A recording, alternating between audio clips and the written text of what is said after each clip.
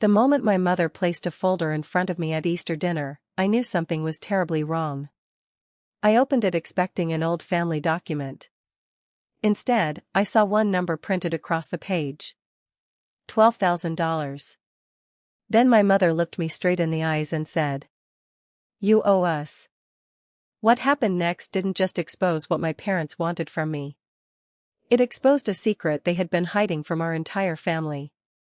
And by the end of that Easter dinner, 23 people would learn the truth my parents had spent years trying to hide. My name is Emily Carter, and I'm 32 years old. For most of my life, I believed keeping peace in my family was more important than standing up for myself. My parents had always reminded me of everything they had ever done for me. If they bought me something, I owed them gratitude. If they helped me once, they remembered it forever. And whenever Emily tried to set a boundary, they called her selfish. I spent years believing that maybe they were right.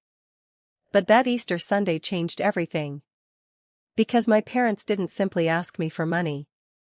They decided to humiliate me in front of the entire family. And they had no idea Emily had already started discovering the truth behind their strange financial demands. There were 23 people in my parents' house that afternoon. Aunts, uncles, cousins, and family friends had gathered around the long dining table. The house was filled with laughter, food, and the smell of roasted ham. Everything seemed normal. Until my mother called me over. "Emily, come sit here." I walked toward her. She placed the folder in front of me. "Open it." I looked at my father. He suddenly became very interested in his plate. That alone made me nervous. I opened the folder. There was my full name at the top. And underneath it was the amount. $12,000. I stared at the page. Then I looked at my mother. "What is this?" She folded her arms. "It's what you owe us." My heart dropped. "Owe you for what?" "For everything we've done for you," she replied. I couldn't believe it. My parents had helped me financially years ago, but I had already repaid everything they had clearly called a loan. This wasn't repayment. It was something else. My father finally looked at me. "You're doing better financially now, Emily. You can afford it." I felt 23 pairs of eyes watching me. Then my mother said something that made the entire room uncomfortable. "We didn't want to embarrass you privately." I slowly looked around the table. "You brought 23 people here." My mother didn't even blink. "We wanted witnesses." That was when Emily finally understood. This wasn't a family conversation. It was an ambush. And my parents believed public pressure would force me to hand over the money. I closed the folder. "No." My father's face hardened. "What did you say?" I said no. "I'm not paying you $12,000. My mother immediately started talking about sacrifice, gratitude, and everything parents supposedly deserve from their children. But I barely heard her. Because one question had suddenly appeared in my mind. Why did my parents need witnesses? And then I remembered the strange message I had received 2 weeks earlier. A family friend had asked me something I hadn't been able to stop thinking about. "Emily, do you know how much money your parents have been asking people for?" For several seconds, nobody at the table moved. My mother's face had suddenly lost its confidence. My father looked down. Emily knew that reaction. It was the reaction people had when they had been caught off guard. My aunt looked at my mother. "What money?" My mother immediately shook her head. "There is no money." But my cousin spoke up. "Actually, you asked me for money last year." My mother turned toward him. "That was different." My uncle frowned. "You asked me too." Suddenly, everyone was talking. My aunt said my mother had told her she needed money for medical expenses. My cousin said she had been told the money was for house repairs. My uncle said my father had told him they were struggling with bills. Emily sat there listening. Different stories. Different reasons. But the same people asking for money. My mother turned toward me. This has nothing to do with you. I stared at her. Then why am I suddenly responsible for $12,000? My father interrupted. Emily, you're changing the subject. No, I said. I'm asking the subject. My mother stood up. You've always been ungrateful. That word had followed Emily for years. Whenever I questioned them, I was ungrateful. Whenever I said no, I was selfish. Whenever I protected my own money, they accused me of forgetting everything they had done. But this time I wasn't alone. Everyone was listening. So I reached into my handbag. I had brought something with me. A printed bank statement. And several screenshots. I placed them on the table. My aunt picked one up. What is this? I looked at her. Messages from relatives asking me why my parents were telling people I needed financial help. My cousin stared at me. But your mother told me you were struggling. I wasn't. My uncle looked at my father. You told me the money was for your medical bills. My father didn't answer. The room became louder. Everyone started comparing stories. Then my mother made a terrible mistake. She pointed at me. You were supposed to help us cover the money we lost. Silence. I slowly looked at her. What money did you lose? Her expression changed. My father immediately said. That's enough. But it wasn't enough. Not anymore. Everyone had heard her. My aunt leaned forward. What money are you talking about? My father tried to shut the conversation down. This is private family business. Emily shook her head. No. It stopped being private when you started asking everyone here for money. My mother looked furious. Then I pulled one final document from my bag. I placed it in front of my father. His eyes immediately went to the bottom of the page. The room was silent. My cousin asked. What is that? I looked at my father. It's the agreement they say proves I owe them $12,000. My aunt picked it up.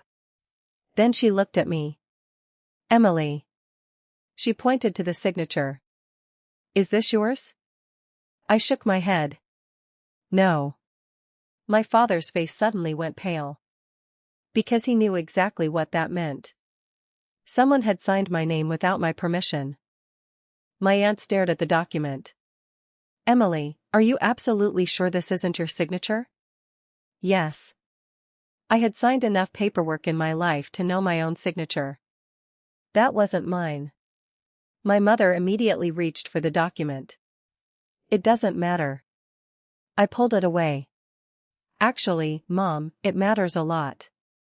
My father stood up. Emily, this conversation is over. I looked at him. No. It's finally beginning.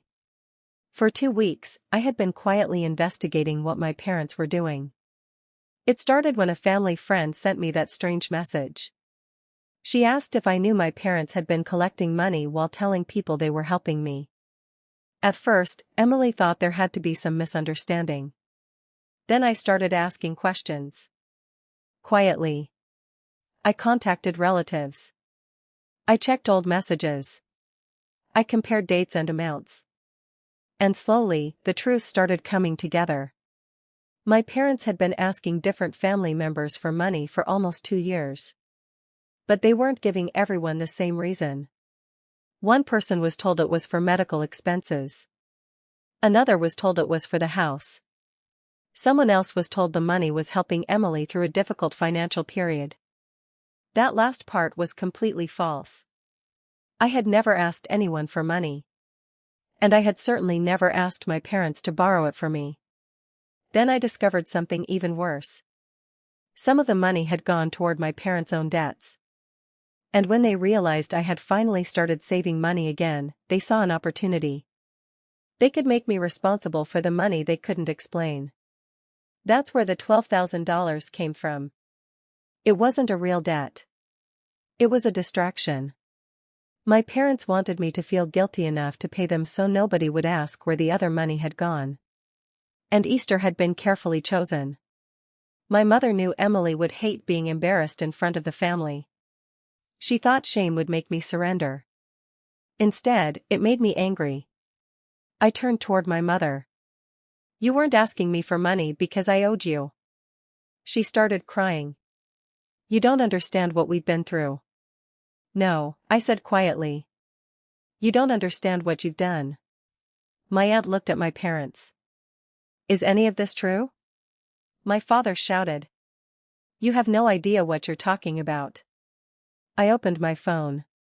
"I have the messages." I showed everyone. Dates. Amounts. Different explanations. Different relatives. Everything was there. My mother stared at the screen. My father suddenly had nothing to say. For years, they had controlled the family by telling each person only the part of the story they wanted them to hear. But now all those stories were sitting at one table. And they couldn't all be true. My mother looked at me with tears in her eyes. "You're destroying this family." I looked directly at her. "No, Mom." I placed my phone on the table. "I'm just refusing to protect you from the truth anymore." My mother started crying. My father called me selfish. Then came the words I had heard my entire life. "We're your parents. Family should stick together. You'll regret this." But those words didn't control Emily anymore. For years, I had been afraid of being called the bad daughter. I was afraid that saying no would make me look cruel. I was afraid that protecting myself would make my family hate me. But sitting at that Easter table, surrounded by 23 people who had finally heard the truth, I realized something. I didn't need to defend myself anymore. So I didn't scream. I didn't insult my parents. And I didn't give them their $12,000. Instead, I stepped aside. I gave the evidence to the relatives who had been affected. I showed them the messages. The dates. The amounts. The different stories. Then I let them make their own decisions. That was Emily's revenge. I stopped protecting my parents from the consequences of their own choices. Within days, the family started comparing everything. One relative had been told the money was for medical bills. Another had been told it was for repairs. Someone else had been told they were helping me. The stories collapsed one after another. My parents started calling me.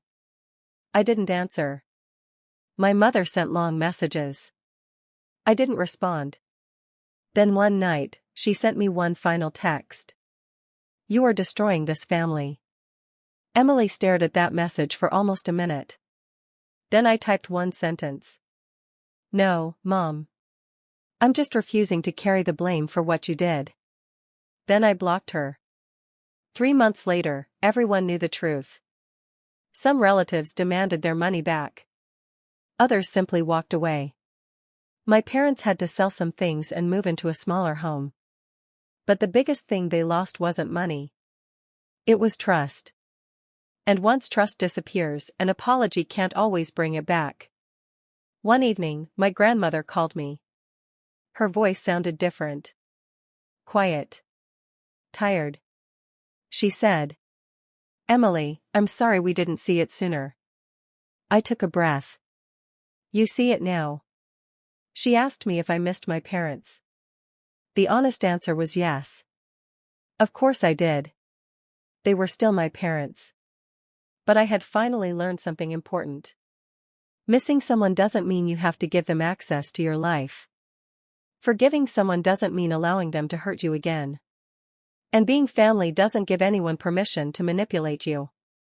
That Easter, my parents thought they had gathered 23 people to embarrass Emily. They thought I would panic. They thought I would pay. Instead, they gave me something they never intended to give me. Witnesses. Witnesses who finally heard the truth. And sometimes, the strongest revenge isn't destroying the person who betrayed you. It's stepping out of the way and letting the truth expose them. Because a lie can control a room for years. But the truth only needs one moment to be heard.